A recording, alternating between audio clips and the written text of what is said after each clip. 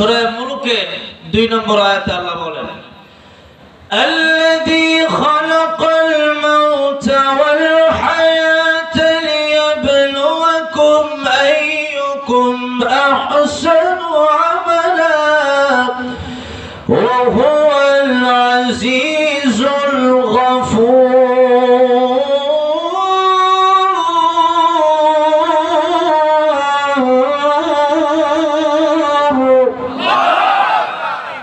এই যে আয়াত, এই সূরা মুলুকের 2 নম্বর আয়াতের তাফসীর যে আলোচকরা করেন, যে মুফাসসিরিনে কেরামগণ করেন, তখন এই মওতের কয়েকটা ব্যাখ্যা করতে গিয়ে একটা ব্যাখ্যা হলো এটা যে আমরা বাস্তবে দেখি যে আমাদের হায়াত আগে, মরণ পরে, কিন্তু আল্লাহ রাব্বুল আলামিন বললেন মওত আগে হায়াত পরে। এর একটা ব্যাখ্যা হচ্ছে এটা যে আমাদের এই জীবন কোনো জীবনই না, এই জীবন এটা যখন চলে যাবে, মরণ হয়ে গেল, মৃত্যুর পরে আবার যে জীবনটা শুরু হবে ওইটা হচ্ছে আসল জীবন। আর এই জীবনটা কিরকম?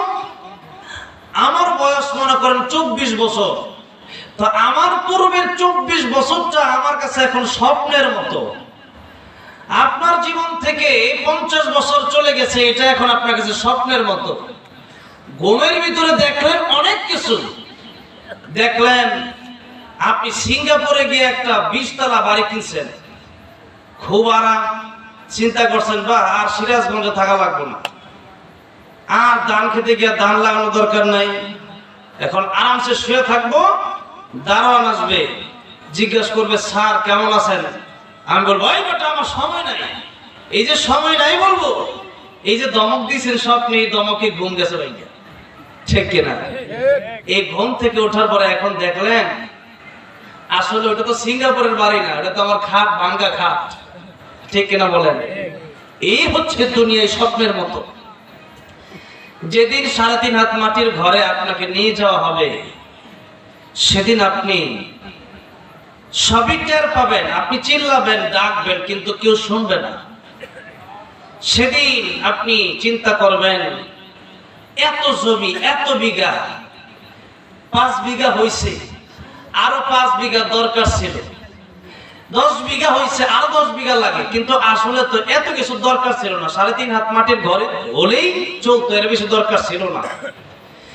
এই জন্য প্রিয় ভাইয়েরা, মুরব্বী বাবাজিরা, যে গোরস্থান, যে কবরস্থানের উদ্যোগে আজকের এই মাহফিল, এই কবরস্থান হচ্ছে আমাদের আসল জায়গা। এই জন্য একজন কবি বলেছেন, ইহা হাম সব মুসাফির হ্যায় ওহি আখির ঠিকানা, কোই আগে রওয়ানা হ্যায় কোই পিছে রওয়ানা। এই পৃথিবীতে আসার একটা সিরিয়াল আছে, কিন্তু যাওয়ার কোনো সিরিয়াল নাই। কে কখন চলে যাবে আল্লাহ রাব্বুল আমিন কাউকে জানিয়ে দিলেন না। সূরা তাহার একখান আয়াতে কারিমের ভিতরে আল্লাহ রাব্বুল আমিন বলেন, ইন্নাস সাআতা আতিয়াতুন আকাদু উখফিহা, নিশ্চয় মানুষের মরণ হবে, নিশ্চয় পৃথিবী ধ্বংস হবে, কিন্তু আমি আল্লাহ রাব্বুল আমিন এটাকে গোপন রেখে দিলাম। আল্লাহর নবী, বিশ্ব নবী রাহমাতুল লিল আলামিন বলেন, ও আমার সাহাবীরা, ও আমার উম্মতেরা, আমি নবী, পৃথিবীর শ্রেষ্ঠ নবী, পৃথিবীর সমস্ত মাখলুকের চাইতে আমার দাম সবচাইতে বেশি, কিন্তু আমি নবী এই কথা বলতে পারবো না আমার মরণ কখন হবে। এমনকি আল্লাহর নবী বিশ্ব নবী রাহমাতুল লিল আলামিনের মরণের সময় মালাকুল মউত আজরাইল দরওয়াজার বাইরে থেকে বারবার পারমিশন চাচ্ছিলেন, সালাম দিচ্ছেন, আসসালামু আলাইকা ইয়া রাসূলুল্লাহ, আসসালামু আলাইকা ইয়া হাবিবাল্লাহ।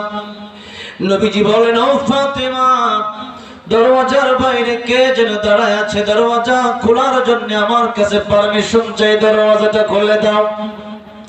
লম্বা চূড়া ঘটনা।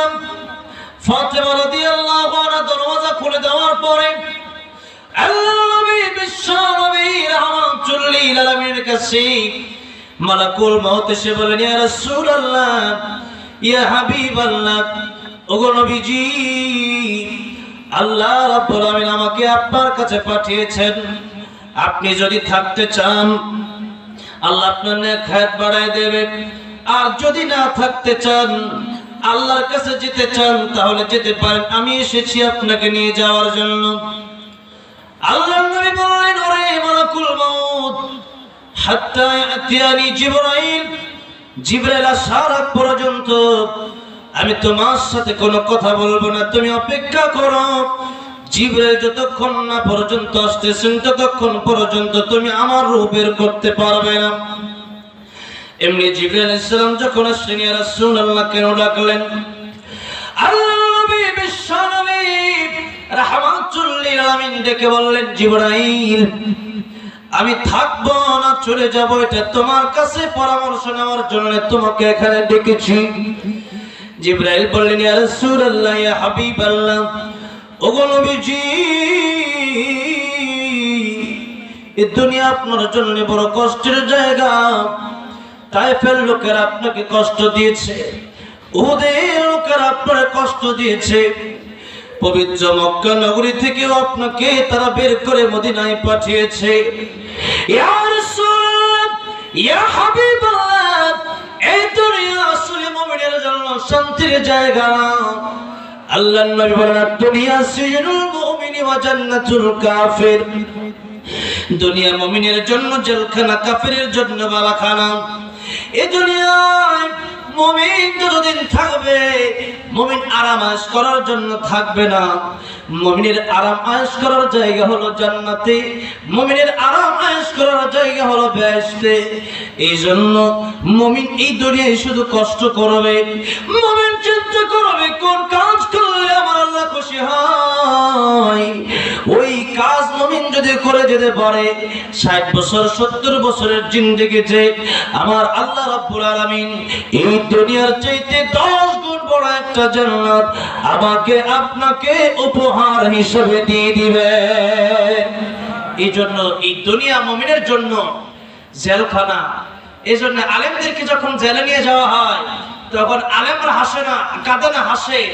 দুনিয়ার সমস্ত মানুষগুলো যদিও জেলে নিয়ে গেলে পরে কাঁদে, কিন্তু আলেমদেরকে জেলে নিয়ে গেলে দেখবেন তাদের মুখে হাসি দেখা যায়। কারণ হলো আলেমরা বিশ্বাস করে, আলেমরা জানে যে আল্লাহর জন্য যদি জীবনটা দিতে পারি, এটার মধ্যে আমাদের সফলতা। মুমিন জানে, ইন্না সালাতি ওয়া নুসুকি ওয়া মাহইয়ায়া ওয়া মামাতি লিল্লাহি রাব্বিল আলামিন, আমার নামাজ, আমার কুরবানি, আমার জীবন, আমার মরণ সব হবে কার জন্য? আল্লাহর জন্য। এই জন্য মুমিনের কোনো কষ্ট নাই। কারণ কিয়ামতের ময়দানে, ইবনে মাজাহ শরীফে এসেছে, কিয়ামতের ময়দানে আল্লাহ মানুষকে জান্নাত এবং জাহান্নামে দেওয়ার আগে আল্লাহ দুইজন মানুষকে ডাকাবে। আল্লাহ রাব্বুল আলামিন ফেরেশতাদেরকে বলবেন, ফেরেশতারা ওই দুই ব্যক্তিকে আমার সামনে হাজির করো। যে দুই ব্যক্তির মধ্যে একজন ব্যক্তি হলো ওই ব্যক্তি দুনিয়ার মধ্যে আমার কোরআনের জন্য, আমার ইসলামের জন্য যে ব্যক্তি সবচেয়ে বেশি কষ্ট করেছে। এমন তো অনেক মানুষ, এমন তো অনেক ইমানদার আছে, যে ইমানদার ইসলাম গ্রহণ করার জন্য নিজের বাড়ি থেকে তাদেরকে বের করে দেওয়া হয়েছে, আগুনের ভিতরে জ্বালানো হয়েছে, চাকুতে কলম দিয়ে দেহকে খণ্ডিত করা হয়েছে, গরম তৈলের ভিতরে বাজা হয়েছে। এরকম কষ্ট যারা করেছে, এরকম সবচেয়ে বেশি কষ্ট আল্লাহর যে বান্দা করেছে, ওই ব্যক্তিকে আল্লাহর সামনে হাজির করা হবে। আর একজন ব্যক্তিকে হাজির করতে বলা হবে, ফেরেশতাদেরকে বলা হবে, আ ফেরেশতা তোমরা দেখো ওই ব্যক্তি, যে ব্যক্তিটাকে আমি ধন সম্পদ সব দিয়েছিলাম, বাড়ি নারী গাড়ি সম্পত্তি সব দেওয়ার পরেও আমি আল্লাহর অস্বীকার করেছে, ওই ব্যক্তিকে আজকে আমি আল্লাহর সামনে হাজির করব। ওই ব্যক্তিকে আল্লাহ রাব্বুল আমিনের সামনে হাজির করা হলে পরে আল্লাহ রাব্বুল আমিন ওই ইমানদার ব্যক্তিটাকে একটু সময়ের জন্য জান্নাত দিবেন, আর ওই কাফিরকে একটু সময়ের জন্য জাহান্নামে দিয়ে দিবেন। দুজনকে আবার বের করা হবে। আল্লাহ রাব্বুল আমিন জিজ্ঞাসা করবেন, ইমানদার অবিশ্বাসী, তোমাকে আমি জান্নাতে আজকে একটু সময়ের জন্য দিলাম, বলো তো দুঃখ কষ্ট কারে বলে? এমন সময় ইমানদার ডাক দিয়ে বলবে, আল্লাহ তাআলা দুঃখ কারে বলে, কষ্ট কারে বলে? আমার জীবনে আমি কোনোদিন তার টেরও পাই নাই। জোরে জোরে বলেন সুবহানাল্লাহ। আর যে কাফেরকে দুনিয়াতে নারী বাড়ি গাড়ি সম্পত্তি সব দেওয়া হয়েছিল, কিন্তু আল্লাহরে বিশ্বাস করে নাই, আল্লাহরে মানে নাই, ওই ব্যক্তির যখন একটু সময়ের জন্য জাহান্নামের ভিতরে দেওয়া হবে, আবার যখন জাহান্নামের ভিতর থেকে তারে বের করা হবে, লোকটা ডেকে বলবে, আল্লাহ তাআলা আমার জীবনে শান্তি কারে বলে, আমার জীবনে সুখ কারে বলে? আমার জীবনে আমি কোনোদিন টেরও পাই নাই। এই জন্য দুনিয়ার জীবন একভাবে না একভাবেই চলে যাবে, কিন্তু পরকালীন জীবন আমাদের আসল। যে কথা বলতেছিলাম, আল্লাহর নবী, বিশ্ব নবী রাহমাতুল লিল আলামিন, তিনি জিজ্ঞাসা করলেন, জিবরাইল আমি যাব কি যাব না? জিবরাইল বলেন, ইয়া রাসূলুল্লাহ, এই দুনিয়া তো মুমিনের জন্য কষ্টের জায়গা, জেলখানা। এই দুনিয়াতে মুমিনের মন চায় সারা রাত ঘুমাতে, কিন্তু ফজরের সময় যখন মুয়াজ্জিন ডাক দিয়ে দিল, হাইয়া আলাস সালাত হাইয়া আলাল ফালাহ, তখন সে আর ঘুমায় থাকতে পারে না।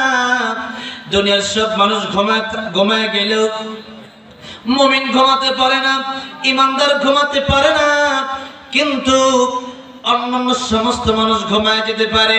ইয়া রাসূলুল্লাহ, মুমিন যা ইচ্ছা দুনিয়াতে তা করতে পারে না, কাফেররা যা ইচ্ছা তা করতে পারে। ইয়া রাসূলুল্লাহ, এই দুনিয়াতে আপনিও মন মতো চলতে পারেন নাই, বরং আল্লাহ তাআলা আপনাকে যেভাবে হুকুম দিয়েছেন সেভাবেই চলেছেন। সুতরাং ইয়া রাসূলুল্লাহ, দুনিয়ার কষ্টের জায়গা ত্যাগ করে আল্লাহর সাথে দেখা করবেন, এটাই তো আপনার জন্য সবচেয়ে প্লাস পয়েন্ট, সবচেয়ে ভালো কথা, সবচেয়ে উত্তম কথা। আল্লাহর নবী, বিশ্ব নবী রাহমাতুল লিল আলামিন দাদা করে চোখের পানিগুলো ছেড়ে ছেড়ে কাঁদতেছেন। ইয়া রাসূলুল্লাহ, ইয়া হাবিবাল্লাহ, আপনি কেন কাঁদেন? আপনার কান্নার কারণটা আমারে বলবেন। আপনি কি ফাতিমার জন্য কাঁদেন, না সার জন্য কাঁদেন, না হাসান হুসাইনের জন্য কাঁদেন? আল্লাহর নবী বললেন, ও জিবরাইল, আমি ফাতিমার জন্য কাঁদি না, আমি আয়েশার জন্য কাঁদি না, আমি হাসান হুসাইনের জন্য কাঁদি না, আমি কাঁদি আমার গুনাহগার উম্মতের জন্য। জোরে জোরে বলেন সুবহানাল্লাহ। রাহমাতুল লিল আলামিন নবী, কোরআনে প্রমাণ, আশিক বিনে কে বুঝিবে আমার দয়ার নবীর শান। আল্লাহু আকবার বলে। রাহমাতুল লিল আলামিন নবী, বলেন না, রাহমাতুল লিল আলামিন নবী, কোরআনে প্রমাণ, আশিক বিনে কে বুঝিবে আমার দয়ার নবীর শান। নবী আমার মদিনারই বুলবুল, আমার আল্লাহ ভালোবেসে নামতে দিলেন হাবিবে রাসূল। ওই নবীকে ভুল বুঝিলে, ওই নবীকে ভুল বুঝিলে থাকবে না ঈমান। আশিক বিনে কে বুঝিবে আমার দয়ার নবীর শান। রাহমাতুল লিল আলামিন নবী, কোরআনে প্রমাণ, আশিক আশিক বিনে কে বুঝিবে আমার দয়ার নবীর শান, উম্মত বিনে কে বুঝিবে আমার দয়ার নবীর শান। আমার ভাইরা, আমার মুরব্বি ওজিরা, যে আল্লাহর নবী বিশ্ব নবী রাহমাতুল লিল আলামিন, तमाम পৃথিবীর ঊর্ধ্বে কারোর সাথে তুলনা হয় না। আল্লাহর পরে যার সম্মান, সেই নবী বলতেছেন, ও আমার সাহাবীরা, ও আমার উম্মতেরা, শোনো, ভালো করে শোনো, নামাজের পরে ডান দিকে সালাম ফিরায়া বাম দিকে সালাম ফিরাতে পারবো, সেই গ্যারান্টি আমি তোমাদেরকে দিতে পারবো না।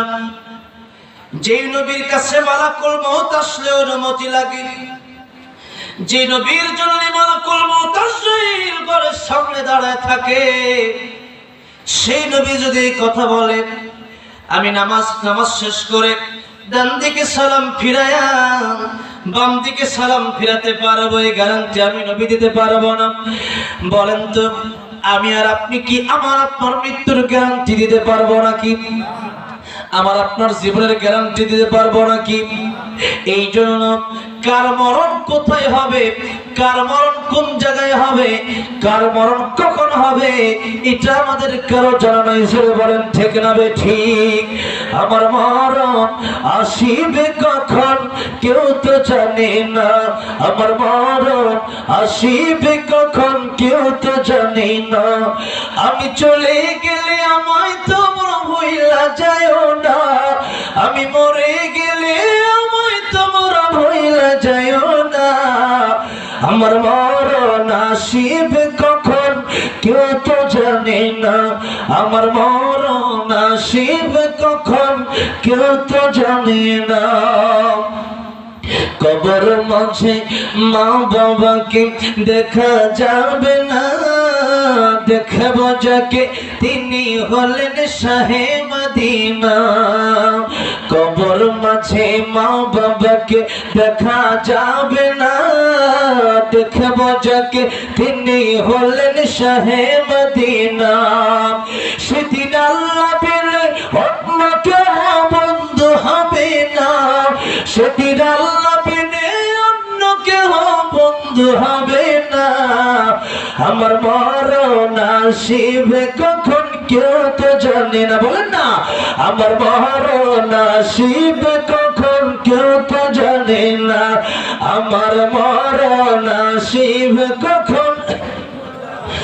আমি মরে গেলে আমায় তোমরা ভুইলা যাইও না, আমি মরে গেলে আমায় তোমরা ভুইলা যাইও না। আমার মরণ আসিবে কখন কেউ তো জানে না, আমার মরণ আসিবে কখন কেউ তো জানে না। ইদা أجلهم لا يستأخرون ساعة ولا يستقدمون। আল্লাহ তাআলা বললেন, কারণ কখন হবে এটা পৃথিবীর কোনো মানুষ জানে না। এমনকি আল্লাহর নবী বিশ্ব নবী রাহমাতুল লিল আলামিন তিনিও বললেন, নামাজের পরে ডান দিকে সালাম ফিরায়া বাম দিকে সালাম ফিরাতে পারো, এই গ্যারান্টি আমার নাই। এই জন্য আল্লাহর নবী বিশ্ব নবী রাহমাতুল লিল আলামিন বলেন, মরণের চিন্তা, মরণের প্রস্তুতি সব সময় রাখো, কারণ মালাকুল মউত তাশরীফ কখন তোমাদের সামনে চলে আসবে তোমাদের কারো জানা নাই। এই জন্যই মালাকুল মউত যদি সামনে চলে আসে, আর ওই সময় যদি আপনি বলেন আমি এই মুহূর্তে ভালো হয়ে যাব, আর একটু হায়াত আমার বাড়ায় দেওয়া হোক, না না, মালাকুল মউত কিন্তু আপনার হায়াত বাড়ায় দিতে পারবে না। এই জন্য সর্বক্ষণিক মৃত্যুর জন্য মানুষ প্রস্তুতি নিয়ে থাকে। এই জন্য আল্লাহ মৃত্যুর কথা কোনো মানুষকে জানালেন না। আর মৃত্যুর কথা যদি কোনো মানুষকে জানায় দেওয়া হয়, তাহলে দুনিয়ার নিয়ম শৃঙ্খলা ঠিক থাকবে না। এটা হচ্ছে 1 নম্বর। 2 নম্বরে মানুষের আমলের প্রতি গুরুত্ব কমে যাবে। এই 2 কারণে আল্লাহ মরণের কথা মানুষকে জানালেন না। এক নম্বর, মনে করেন মৌতের কথা, মরণের কথা আল্লাহ যদি জানায় দিতেন যে আগামী 2025 সালে জানুয়ারি মাসের 25 তারিখে আপনার মৃত্যু হবে, তখন আপনি চিন্তা করতেন আমার আল্লাহ তো রহমান, আমার আল্লাহ তো রহিম, আমার আল্লাহ তো গফফার। আল্লাহ বলেছেন মৃত্যুর 1 মিনিট আগেও যদি কেউ তওবা করে সারা জীবনের সমস্ত গুনাহ আল্লাহ মাফ করে দিয়ে তাকে আমার আল্লাহ রহমতের কোলে উঠায় নেবেন। জোরে করে সুবহানাল্লাহ। এই জন্য ওই মানুষটা যদি জানে যে আগামী 2025 সালে জানুয়ারি মাসে আবার মরণ হবে, তাহলে এই ব্যক্তি কি করবে? এই ব্যক্তি 2024 সালের ডিসেম্বর পর্যন্ত যত গুনাহ আছে সব করবে। ঠিক কিনা বলেন? চুরি ডাকাতি রাহাজারি সব করবে। এরপরে 2025 সালে জানুয়ারি মাসে 25 তারিখে তার মরণ হবে, সে তো জানে। এই জন্য 2025 সালে 1 তারিখে গাট্টি বস্তা নিয়ে একবার দাওয়াত তাবলীগের জন্য একবার মসজিদের ভিতরে চলে যাবে। ঠিক আছে, ঠিক না? আল্লাহ তো ভালো করে জানে। এখন বলেন কিয়ামতের ময়দানে এই যে মিজানের পাল্লা ওজন দেওয়া হবে কি হবে না? হবে। এখন মিজানের পাল্লা যখন ওজন দেওয়া হবে তখন দেখা যাবে 24 সাল পর্যন্ত খালি গুনাহ আর গুনাহ, আর 25 সালের মাত্র 24 দিন শুধু দাওয়াত তাবলীগের কাজ করছেন, বিপদ হইল না। তাইলে এখন আপনি যে 1 মাস ইবাদত করলেন বা 1 মাসের কিছু কম আর সারা জীবন গুনাহ করলেন, তখন নেক আমলের পাল্লা ভারী হবে না বদ আমলের পাল্লা ভারী হবে? কিয়ামতের ময়দানে যদি আপনার নেক আমলের পাল্লা উকুনের ডিম অনেক বড়, নবীজি বলছেন উকুনের ডিম পরিমাণ যদি নেক আমলের পাল্লা ভারী হয়ে যায়, তাহলে আল্লাহ আপনাকে সাথে সাথে বিনা হিসেবে জান্নাত দিয়ে দিবেন। আর যদি উকুনের ডিম পরিমাণ বদ আমলের পাল্লা ভারী হয়ে যায়, তাহলে জাহান্নামে যাওয়া লাগবে। এখন সেদিন মানুষ আফসোস করবে। আর একবার যদি সুবহানাল্লাহ বেশি বলতে পারতাম। গাড়িতে বসেছিলাম, বাড়িতে বসেছিলাম, বসে বসে তো কোনো কাজ ছিল না, ফেসবুক ইউটিউব নিয়ে ব্যস্ত ছিলাম, তাহলে একবার যদি এতক্ষণে যদি বসে সুবহানাল্লাহ সুবহানাল্লাহ সুবহানাল্লাহ জপতাম, তাহলেও সেই আল্লাহ তাআলা আজকে উকুনের ডিম তো একেবারে ছোট, কিন্তু সুবহানাল্লাহ বললে সারা দুনিয়াতে যা কিছু আছে এবং তার চেয়ে বেশি সওয়াব আল্লাহ দান করে। তাহলে নেক আমলের পাল্লাটা কত ভারী হতো, তাহলে তো আজকে জান্নাতে যাওয়া সহজ হয়ে যেত। এই জন্য সেদিন মানুষ আফসোস করবে। এখন সারা জীবন করলেন গুনাহ আর নেকি করার জন্য 1 মাস তাবলীগে ঢুকলেন, তাহলে দেখা যাবে বদ আমলের পাল্লা কিয়ামতের ময়দানে ভারী হয়ে যাবে। তো এই জন্য আল্লাহ পাক জানালেন না যে কোনো সময় মরণ হয়ে যেতে পারে, সুতরাং যে কোনো সময় মরণের জন্য প্রস্তুতি নিয়ে রাখো। আর আরেকটা কারণ হলো, যদি আপনাকে জানায় দেওয়া হয় 2025 সালে আপনার মরণ হবে, তখন সিরাজগঞ্জ রোড দিয়া মেইন রোডে যে গাড়ি চলে, ট্রাক, বাস, আপনি মেইন রোডে গিয়ে দাঁড়ায় থাকবেন। বাস ওরা হরেন দিতে দিতে ক্লান্ত হয়ে যাবে, আপনি কইবেন যে আমি সরব না। বাস ওরা যদি গ্লাসের বাইরে জিগায় এই মিয়া সরেন না কেন, আপনি বলবেন আমি এখানে আছি, আমার উপরে যাব, কারণ আমার তো এখন মরণ হবে না। যদি আমার মরণই না হয় তাহলে আমার উপরে গিয়ে লেগে হয়। কিন্তু এখন যখন হরেন একটা দিছে, একবারে 1 লাফ দিয়ে দান দিতে নামছে। কেন? যে সাক্ষাৎ তলে বললে শেষ। ঠিক না বলেন? এই জন্য দুনিয়াতে তখন র‍্যাব বলেন, আর্মি বলেন, বিডিআর বলেন, কেউ তখন দুনিয়ার নিয়ম শৃঙ্খলা ঠিক রাখতে পারবে না। কারণ এই মানুষের 2025 সাল আগে মরণই হবে না, এখন 2024 সাল। এখন সে যত গুনাহ আছে, যত বদ কাজ আছে সব করবে। পুলিশ যদি তারে গুলি ধরে একবার মার দেবো, একবার গুলি আমার মারা দেবো, আমি তো মরবো না, গুলি মারলেও মরবো, কারণ আমার আল্লাহ জানাই দিচ্ছে আমার মরণ 2025 সালে হবে। ঠিক কিনা? এই জন্য দুনিয়ার নিয়ম শৃঙ্খলা ঠিক থাকবে না, মানুষের মরণের খবর জানাই দিলে। এই জন্য যে কোনো সময় মরণ হয়ে যেতে পারে। মনে করেন সিরাজগঞ্জ রেল স্টেশন আছে না নাই? আছে। এখন কেউ সিরাজগঞ্জ রেল স্টেশনে গেল, সে যাবে ঢাকা। তো মনে করেন রাত 12টায় ট্রেন আসবে, এখন রাত 11:30 বাজে। তো আপনি রেল কোচিং এর মাস্টারকে জিজ্ঞেস করলেন, মাস্টার সাহেব রেলগাড়ি আসবে কয়টায়? মাস্টার সাহেব বলবে কয়টায়, তার কোনো খবর টবর নাই। এখন 12টা বাজে, ট্রেন আসার সময় 12টায়, 12:15 বাজছে, এখনো ট্রেন আসে না। আপনি চিন্তা করলেন কি আর করার, একটু যাই। ট্রেন স্টেশন থেকে 4-5 কিলো দূরে একটা বাজার আছে, আমার এক বন্ধুর বাড়ি আছে, ওখান থেকে একটু ঘুরে আসি। বন্ধুর লোক একটু দেখা করে আসে। এই চিন্তা করে ব্যাগ রাখছে একটা চায়ের দোকানে, ব্যাগটা রাখা টিকিট আবার যদি হারায় যায়, টিকিট রাখছেন একটা চাউলের দোকানে রাইখা এখন আপনি গেছেন বন্ধুর বাড়িতে বেড়ানোর জন্য। বন্ধুর বাড়িতে বেড়ানোর জন্য যাওয়ার পরে এখন বন্ধুর বাড়িতে 4-5 কিলো দূরে ট্রেনের সিগন্যাল শোনা যাইতেছে 12:30টায়। এখন আপনি বন্ধু আপনারা দিচ্ছে যে বন্ধু মিষ্টি খাও, ট্রেন কখন আসে তার কোনো খবর নাই। ও মিষ্টিটা মাত্র কামড় দিবে, এমনি ট্রেনের হর্ন শুনছে, যে ট্রেনের হুইসেল শোনা যায়। এমনি চিন্তা করছে বন্ধু ট্রেন তো চলে আসছে, এখন দিছে একদম দৌড় দিলে কি হবে, 4-5 কিলো তো দৌড় দিয়ে আসা সম্ভব না, গেছে তো আস্তে আস্তে রিক্সায় গেছে, এখন 4-5 কিলো তো হেঁটে আসা সম্ভব না। এখন এই লোক চিন্তা করে আমি কই, ব্যাগ কই, টিকিট কই, ট্রেন কই, পড়ছে নি বিপদে, বিপদে পড়ছে। ঠিক তেমনি ভাবে মালাকুল মউত আজরাইলের গাড়ি যে কোনো সময় চলে আসতে পারে, এখনো চলে আসতে পারে। এই মুহূর্তে আমার জান কবজ হতে পারে। ফিরোজ শাহ একজন শিল্পী ছিল, তার কবরটা আমি জিয়ারত করে আসছি মিরপুরে। এই ফিরোজ শাহ গান গাইতেছিল, 1 মিনিটের নাই ভরসা, সাঙ্গ হবে রং তামাশা, গান গাইতে গাইতে স্টেজেই মরে গেছে। সে কি জানতো যে এটা বলতে বলতে তার মরণ হবে? তার তো সেরকম প্রস্তুতি নিয়েই পড়তো, তাহলে ডাক দু তবলা বাজায় পড়তো না। এই জন্য যে কোনো সময় মালাকুল মউতের গায়ে আজরাইল চলে আসতে পারে।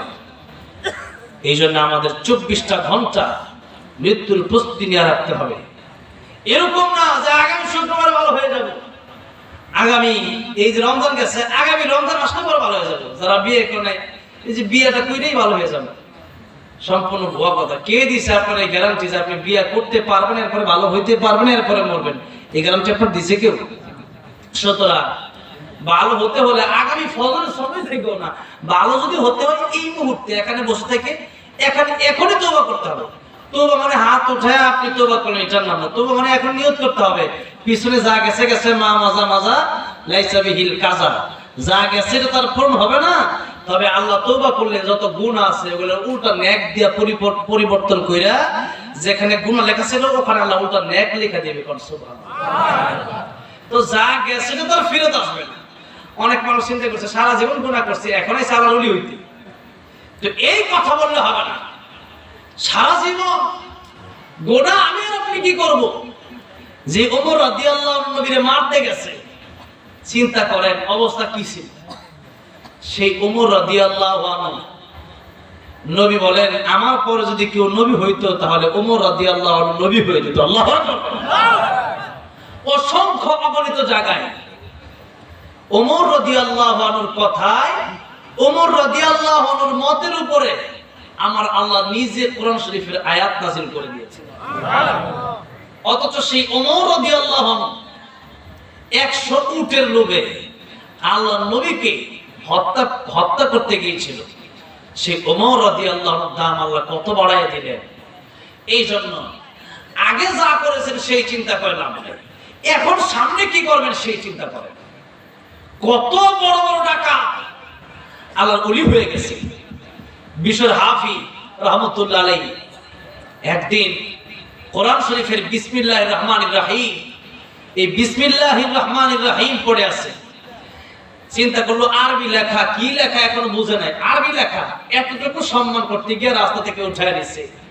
মাকে বললো মা এটা কি? মা বলল এই বিসমিল্লাহির রহমানির রহিম, এখানে তোমার আল্লাহ 3টা নাম লেখা আছে। বিশর হাফিজ মদ পান করে, মদের আড্ডায় প্রতি রাতে ব্যস্ত থাকে। বিশর হাফিজ বললেন মা আল্লাহর নাম এত দামি, এটা কি করা যায়? আতর লাগায়, খুশবু লাগায় এটার উপরে উঠাইয়া এটার সম্মান করতেছে। স্বপ্ন দেখে কে যেন ডাক দিছে, বিশর হাফিজ তুমি আমার নামকে মর্যাদা দিয়ে উপরে উঠাইছো, এতদিন মদ পান করতে পারো, তোমার এই বিসমিল্লাহির রহমানির রহিমকে সম্মান দেওয়ার কারণেই আমি আল্লাহ তোমারে আমার বন্ধু হিসাবে গ্রহণ করে নিলাম। সারা জীবন মদ পান করে একদিন যদি বিসমিল্লাহির রহমানির রহিম একটা লাইনকে সম্মান দেওয়ার কারণে, আল্লাহ 3টা নামকে সম্মান দেওয়ার কারণে আল্লাহ যদি তারা ওলি বানাইতে পারে, তাহলে আমি আর আপনি কি তওবা করলে আমারে আপনারে আমার আল্লাহ ওলি